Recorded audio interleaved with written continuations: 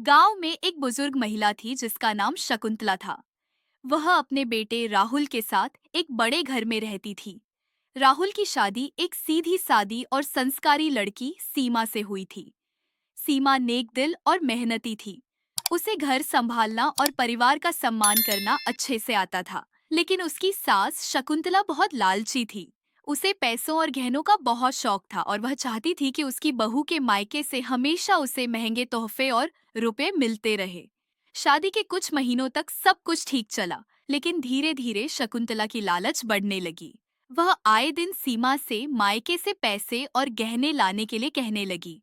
जब सीमा ने इसका विरोध किया तो शकुंतला उसे तरह तरह की यातनाएं देने लगी। कभी खाने में कमी कर देती, कभी उसे ताने मारती और कभी घर के सारे काम अकेले करने को मजबूर कर देती। राहुल अपनी माँ की इस हरकत को देखता था, लेकिन चुप रहता क्योंकि वह अपनी माँ से बहुत डरता था। सीमा बहुत दुखी थी, लेकिन उसने अपने मायके में कुछ भी कहने से मना कर दिया, क्योंकि वह अपने माता पिता को चिंता में नहीं डालना चाहती थी।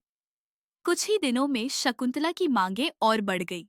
अब वह हर महीने सीमा के मायके से पैसे मंगवाने लगी। सीमा बहुत परेशान थी। वह चाहती थी कि राहुल कुछ बोले, लेकिन उसने हमेशा की तरह अपनी माँ का ही साथ दिया। एक दिन गांव में मेला लगा। सभी घरों की महिलाएं वहां जा रही थीं। शकुंतला ने भी जाने की ठानी, लेकिन उसने सोचा कि वहां जाने से पहले सीमा के मायके से कुछ और गहने और पैसे मंगवा ले। उसने बहू को बुलाया और कहा, अगर तुम चाहती हो कि मैं तुम्हें इस घर में रहने दूं, तो अपने मायके से 50,000 रुपये मंगवा ले। एक सोने की चूड़ी मंगवा दो। सीमा परेशान हो गई। उसने राहुल से बात की, लेकिन वह हमेशा की तरह कुछ नहीं कर सका। हारकर सीमा ने अपने मायके फोन किया और माँ को अपनी परेशानी बताई। उसकी माँ पहले तो रोई, लेकिन फिर एक योजना बनाई। उन्होंने गांव के मुखिया को सारी बात बता दी। अगले दिन जब शकुंतला पैसे और गहने लेने के लिए तैयार थी, तब गांव के मुखिया, पंचायत और कुछ अन्य गांव वाले वहां पहुंच गए। मुखिया जी ने शकुंतला से पूछा, क्या ये सच है कि तुम अपनी बहू को उसके मायके से पैसे और गहने लाने के लिए मजबूर कर रही हो? शकुंतला हड़बड़ा गई। उसने झूठ बोलने की कोशिश की, लेकिन सीमा ने हिम्मत जुटाकर सब कुछ बता दिया। गांव वालों ने शकुंतला को खूब फटकार लगाई। पंचायत ने फैसला सुनाया कि अब से कोई भी सास अपनी बहू पर इस तरह का दबाव नहीं डालेगी, नहीं तो उसे समाज से बाहर कर दिया जाएगा।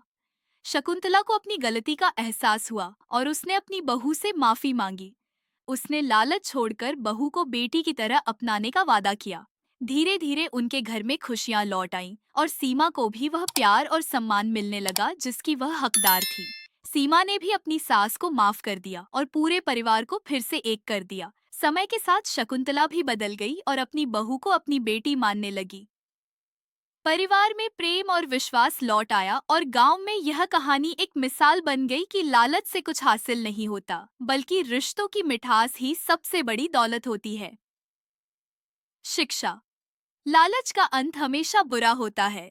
हमें रिश्तों को प्रेम और विश्वास के साथ निभाना चाहिए, न कि लालच और स्वार्थ से।